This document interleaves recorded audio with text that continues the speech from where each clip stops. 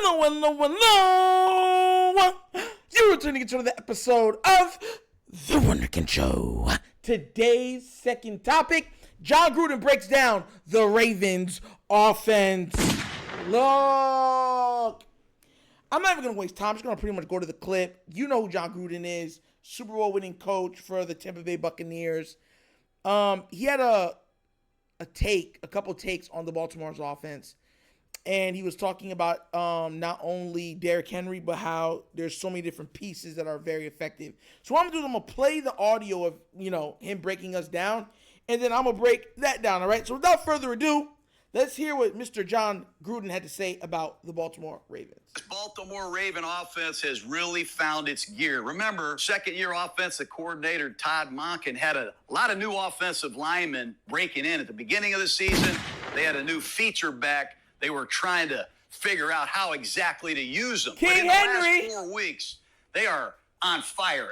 28 points or more, 472 yards a game over the last 4 games. That's awesome. I refer to this Raven offense as a smorgasbord of effectiveness. You ever go to a smorgasbord and just kind of look through all the dishes and go, ooh, I've never been to a smorgasbord. Slump some on your plate. You got a smorgasbord is that a buffet? of great stuff. That's how the Raven offense is. I mean, there's running plays, play action passes, there's scrambles, there's everything I like.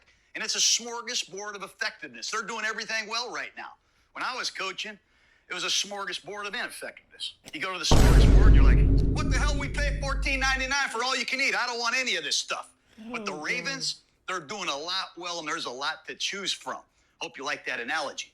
This is old school slam it football. I mean, I'm looking at the film like we had Mike Allstott at tailback. I see I right West, 96 power king, and a quarterback is under the center. He reverse pivots, and they slam these classic 1985, 1995 runs right at defenses. And then they get into the spread system with Lamar Jackson and all the jet sweeps and bells and whistles and quarterback read-it schemes. It's awesome, man. And then you see the NFL drop-back passing concepts that I was installing when I was coaching. I mean, this is a smorgasbord of effectiveness. They're doing everything well. There's great screen passes, and a lot of the screen passes are what I call flow passes. We're just getting good at that now. Derrick Henry going that way. Lamar fakes the ball to Derrick Henry.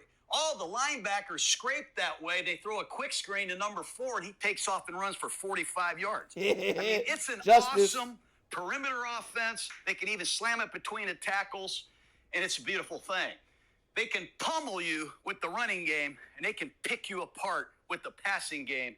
You got to pick your poison. So what I'm gonna do is that's where the video switches, but I like how he said that we're a smorgasbord of a lot of different things, because I've said something of this effect. I've said something along these lines.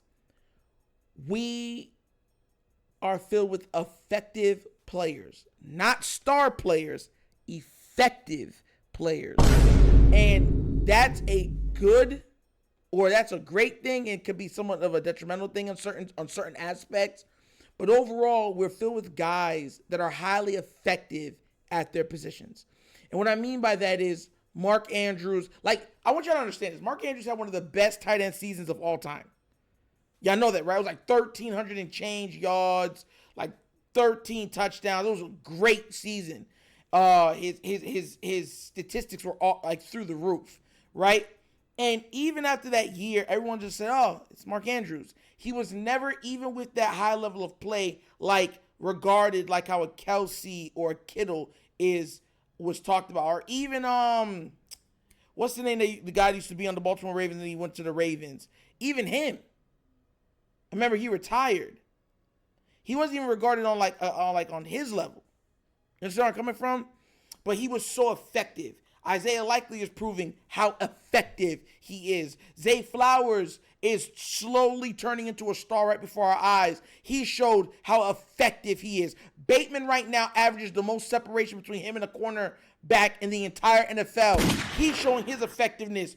Derrick Henry's been effective. Lamar Jackson, MVP, been effective. And now we're affecting how defenses can line up against us.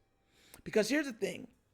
What they started to do with the Ravens were we're going to blitz you.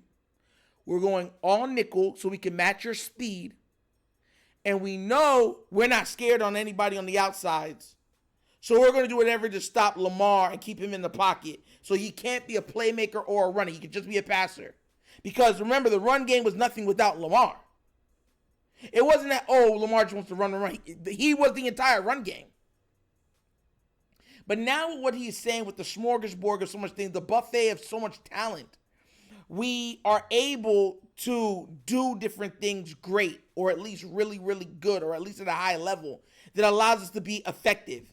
And effectively, it affects the defense in a way that they can't play their regular game style against us, right? Usually you come in with a game plan. You can't do that with the Ravens. You're like, all right, we got to stop Henry. Let's throw everything at Henry. All of a sudden, Lamar goes off for 400 yards passing. And you're like, bro, all right. We're going to stop. All right, let's try this up. Let's man off Zay to slow down the pass game. Let's bring people close, right? And flow to wherever Derrick Henry's going, right? Okay, that sounds in theory, that sounds great. But then what do? All of a sudden, Lamar fakes it and keeps it himself and goes to the sideline. Oh, there goes 20 yards. Whoop, there goes 30 yards. Whoop, there goes 40 yards. And he already said that's part of the screen game that was working with Justice Hill. Because then they started faking it, or they'd have both of them on at the same time and act like they're going one way and fake it to Justice Hill, and Justice Hill go up the sideline or something like that, or Zay Flowers go for a little pop screen or a bubble screen, and they're up the sideline. We watched Justice Hill. That 1 week, Justice Hill had like 76 yards receiving. I love that the Ravens can be effective this way, because what it does is it makes the defenses not be able to just pigeonhole you or force you into one thing. Because now, because you have to do so much to stop Derrick Henry, Lamar can just pick you apart with his arm. Or then kill you with his legs as he sees fit, and leverage that for high pressure passing situations. Because now Lamar's playing chess. He's looking at them and be like, all right, let me go like this. They know he'll like this. Oh, he's gonna run, and they come down a little, and in that split second, right behind him, and then Bob Bateman gone. Why? Because those linebackers have to come down because of his speed, his playmaking ability, his dangerousness in the rush game. Listen, man, shout outs to so many people that are now doing videos on us. I think we're gonna be great. I think we still have some ways to go, but I'm telling y'all, something's brewing in Baltimore. And the rest of the league is looking like they're scared of it. Scared. But what do you guys think? Did you like what Gruden had to say? Did you agree with it? Did you see what he was trying to get, the point he was trying to get across? Let me know what you think down in the comment section, please. All right? Because I really want to know. It's a good video. But as always, that's the episode of The Wunderkind Show. Thank you for watching. Y'all know how we get down. We have fun and we laugh. But everything we talk about rooted in what? Facts and truth. Please do remember, like, subscribe, hit the notification bell, leave a comment. You know I love the comments. And if you haven't done so already, check out the Wunderkind Show's Patreon. Yes, 3 tiers of content goodness waiting for your consumption. Give it a look, give it a try. Let me know what you think. And if you'd like to donate to the channel, help out with equipment and such stuff like that, bottom of the screen, QR code.